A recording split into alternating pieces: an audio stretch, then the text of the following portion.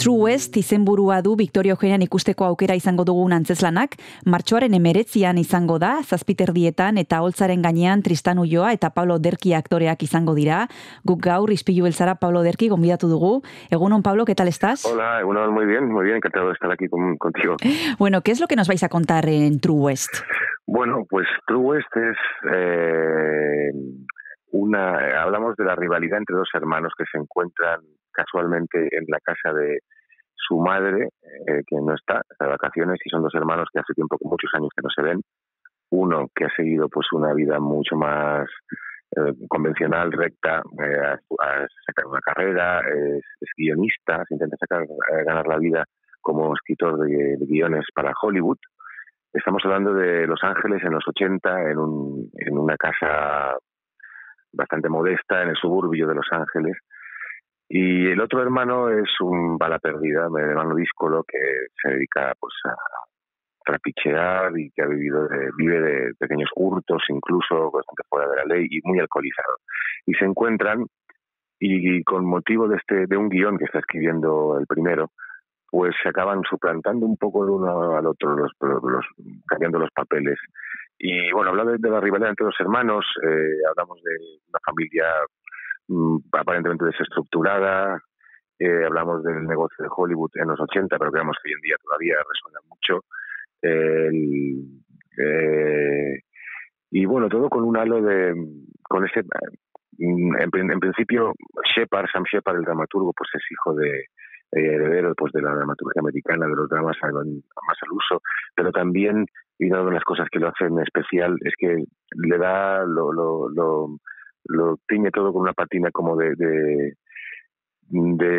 surrealismo, incluso puede decir, y absurdo. Y es alguien, yo creo que Shepard es un dramaturgo muy, muy especial, y por eso la quisimos montar.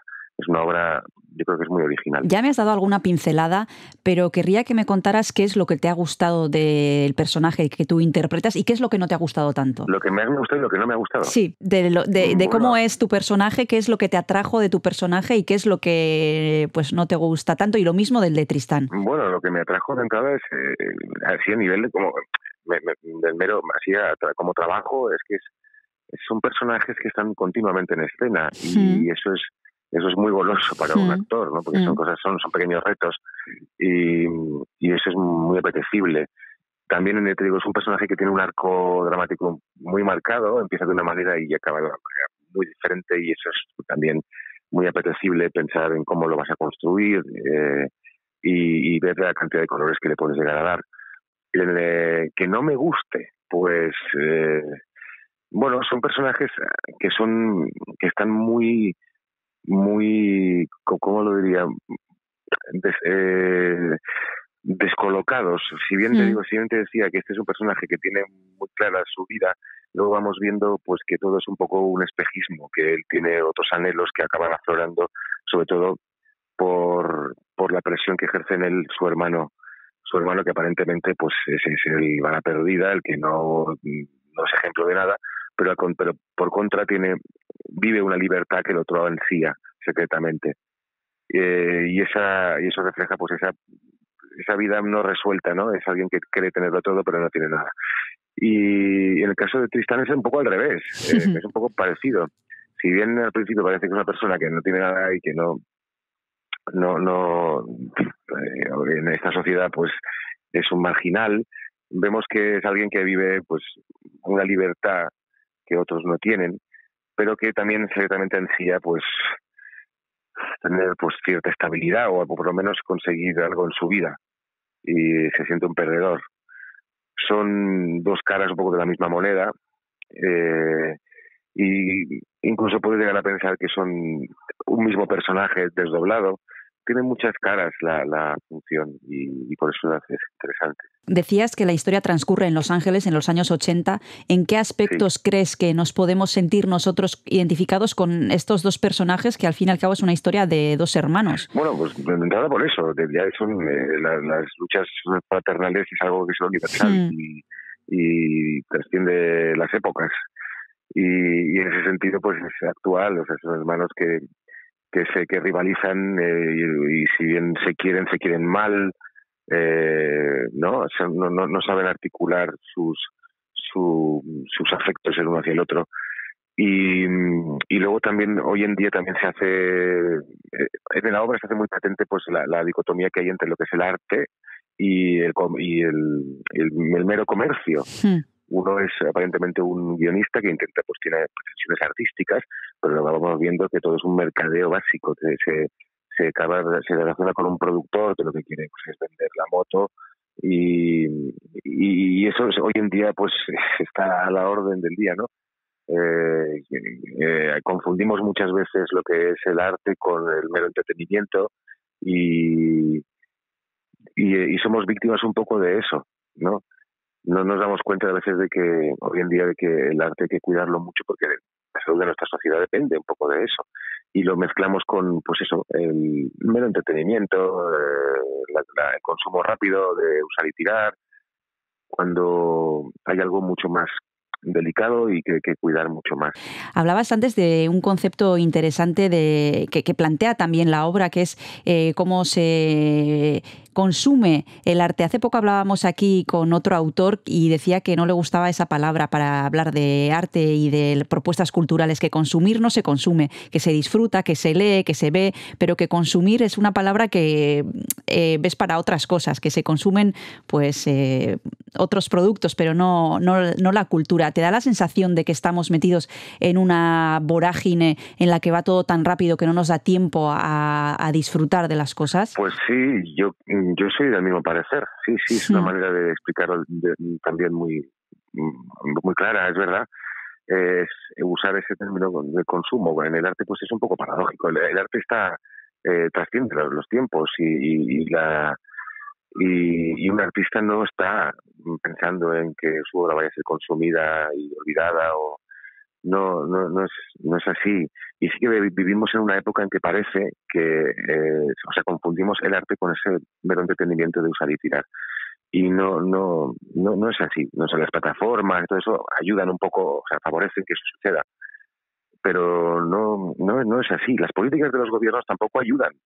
Y la sociedad en general a veces tiene una imagen del arte y la gente que se dedica al medio artístico, a los diferentes medios, pues como gente que se dedica al entretenimiento. Y de ahí también se saca esa lectura del consumo rápido. Yo no estoy muy de acuerdo, no sé, los artistas tienden a hacer cosas que trasciendan las épocas. Que, a ver, lo digo sin ser, o sea, parece que sea aquí alguien muy importante. Es decir, el arte requiere de esa pretensión que trasciende las épocas y trasciende los conceptos y las personas y los puntos de vista para intentar tocar de la manera más amplia a las conciencias y los estómagos y los corazones de la gente. No sé. Al hilo de eso podríamos citar a Sam Shepard, del que has hablado tú ya anteriormente. Sí. ¿Cómo es interpretar un texto suyo, enfrentarte a una obra que ya tiene su recorrido, un recorrido exitoso? No sé si eso te da más tranquilidad, si te da más incertidumbre por saber si vas a estar a la altura o no. Bueno, eso sí, eso siempre, pero la incertidumbre también es un aliciente.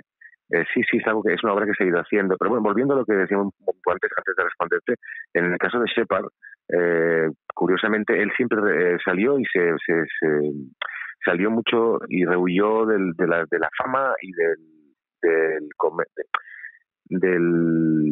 tema comercial, de los mainstream. Él sí que, si bien tiene una carrera prolífica como actor, como director, como dramaturgo, él siempre huyó de los premios y de también que le dieron un Pulitzer incluso, pero nunca quiso, se planteó incluso no recogerlo, no estaba nada de acuerdo con los mecanismos de uso, de consumo del arte.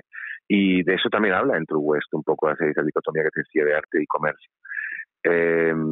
Y volviendo a la última pregunta que me hacías, pues sí, es una obra que se ha ido haciendo, que se va haciendo y que se hará, supongo, porque toca temas que trascienden y eso es lo chulo.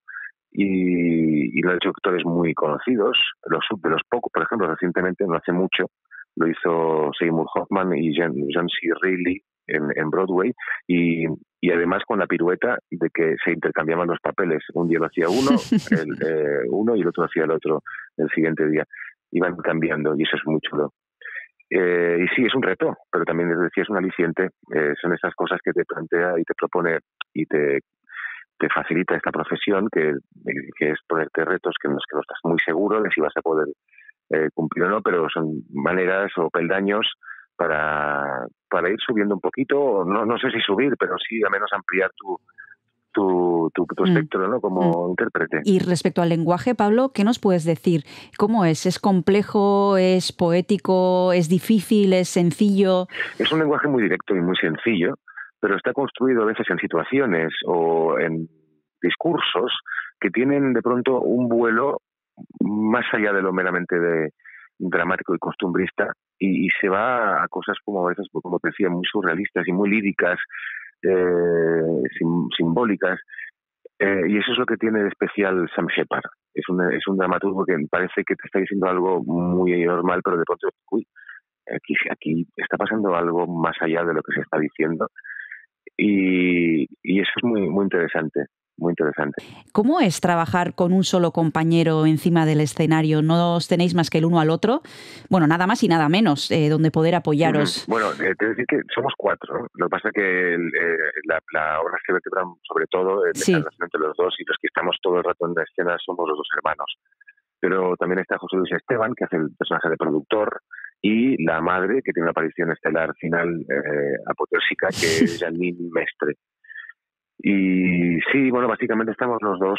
Pues yo te digo, es muy divertido, es un aliciente y es muy motivador. Es como Tristán lo definía hace poco como un concierto de rock. No sabes cómo va a salir y por dónde va a ir la cosa, pero eso lo hace muy sugerente, muy divertido. Lo más difícil de este trabajo para ti, Pablo, ¿qué es lo que ha sido? ¿En este en concreto sí. o en general? No, en este en concreto. Bueno, pues es pillarle el pulso a esta función, que no es para nada evidente. Como te decía antes, es un tono el que tiene el dramaturgo Shepard, que no es nada evidente. Ya te parece un drama al uso y la retórica es fácil, pero toca muchos temas, hay muchos temas latentes que los intuyes, y entonces nosotros poco a poco vamos pulsando, vamos sintiendo lo que está por debajo, y el esfuerzo está haciendo un poco que las cosas vayan aflorando a pesar de nosotros, y eso es a base de decirlo muchas veces y de ir cocinando la función para que los ingredientes latentes, los que van por debajo, vayan aflorando solos. Y eso está siendo un trabajo, un esfuerzo, pero vamos, muy chulo. Y en este sentido, la reacción del público en las representaciones que habéis tenido hasta ahora, ¿cuál ha sido? ¿Cómo os han recibido? Bueno, aparentemente es buena.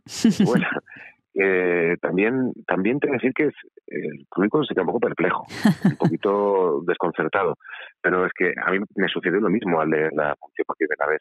Es un texto, como todos los de Shepard, que no te dejan tranquilo ni satisfecho, así como el chimpún de que a veces todos queremos, ¿verdad? Chimpún. Pues no es así. Es algo que va un poquito más allá, y la gente, yo creo que sale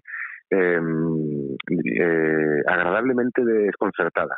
Yo creo que nos hacemos pasar un buen rato y no lo masticamos todo demasiado para que pues la gente se quede un poco pensando. Hablábamos antes de la cultura, de cómo han cambiado las formas de disfrutarla, de consumirla, dirían algunos, y estos 2 últimos años han supuesto pues un túnel, ¿no?, para este sector, que no sé si estamos al final del túnel ya o todavía no, pero ¿crees que ha servido para dar un lugar a la cultura, o se nos va a olvidar pronto lo que nos hizo falta al principio, cuando estábamos todos encerrados en casa y demás? Pues no lo sé, me gustaría. Yo creo que ha salido un poquito más a la luz la necesidad de la cultura que nos acompaña y nos da ciertas luces y cierta paz espiritual muchas veces cuando lo necesitamos, y yo creo que ahora sí se ha puesto un poco más de manifiesto, pero al mismo tiempo también se ha acelerado mucho lo que ya veíamos venir, que es que esos flujos de consumo rápido de entretenimiento pues también se han asentado ya para quedarse. Eso estaba cantado que iba a suceder, pero claro, con la pandemia ahora se ha precipitado muchísimo. Hablo de las plataformas y de Y eso, por un lado, es mucho trabajo, pero también puede ir en detrimento de la calidad de muchas cosas, porque a veces la cantidad no es amiga de la calidad, eso es evidente. Y bueno, estamos en esa situación. Se ha puesto en evidencia la necesidad del arte y de cualquier manifestación artística para darnos eso, para acompañarnos en la vida, pero también los mecanismos en los que se sirven pues no ayudan muchas veces, y yo creo que ahí está el papel de los gobiernos, que tienen que cuidar mucho. Y por ejemplo, en este país todavía falta mucho camino para que los artistas tengan un amparo decente y puedan hacer su trabajo. ¿En algún sitio se hacen las cosas mejor, Pablo? Decías que en este país falta todavía mucho camino. Sí, ¿En algún otro sitio? Bueno, por ejemplo, estoy pensando en Francia o pienso en Reino Unido, en Inglaterra, por ejemplo. Los actores actrices tienen pues bastante más cobertura y amparo por parte del gobierno, por ejemplo, en los subsidios y los regímenes tributarios. Hacienda también ayuda, porque es que la gente se cree que los actores todos y las actrices somos millonarios o nos forramos, y es al revés. O sea, el 90% de nuestra profesión no trabaja, y los 10% que trabaja, de esos un 1% igual gana bastante bien dinero, pero el resto no. Y Hacienda eso tiene que tenerlo en cuenta. Puede tener un buen año, pero luego puede ser uno siguiente absolutamente pésimo. Y claro, eso no tenemos un régimen fiscal que nos ayude. Vivimos un poco al día y claro, no sé, yo eso creo que hay que cuidarlo. En otros países no sucede. Nosotros ahora estamos hablando porque presentas True Waste aquí en Donostia el 19 de marzo, pero no sé si tienes algún otro proyecto más entre manos para este 2022, Pablo. Bueno, para el 2022, en principio, empezaría a ensayar, pero mucho más adelante, porque todavía tenemos que hacer temporada en octubre en Madrid con True West. Y después puede ser que empiece una cosa, pero todavía no está por definir, por concretar, pero es un texto de Almudena Grandes, dirigido por Carmen Portacelli, pero todavía no te puedo decir más. Bueno, pues entonces nos quedamos con True West, que tenemos la ocasión de disfrutar, como hemos dicho, el 19 de marzo a las 7:30 en el Teatro Victoria Eugenia. Muchas gracias, Pablo Oderki, por haberte acercado a Ispilu Beltza, y un abrazo muy grande. Gracias a ti, ha sido un placer. Hasta luego. Hasta luego.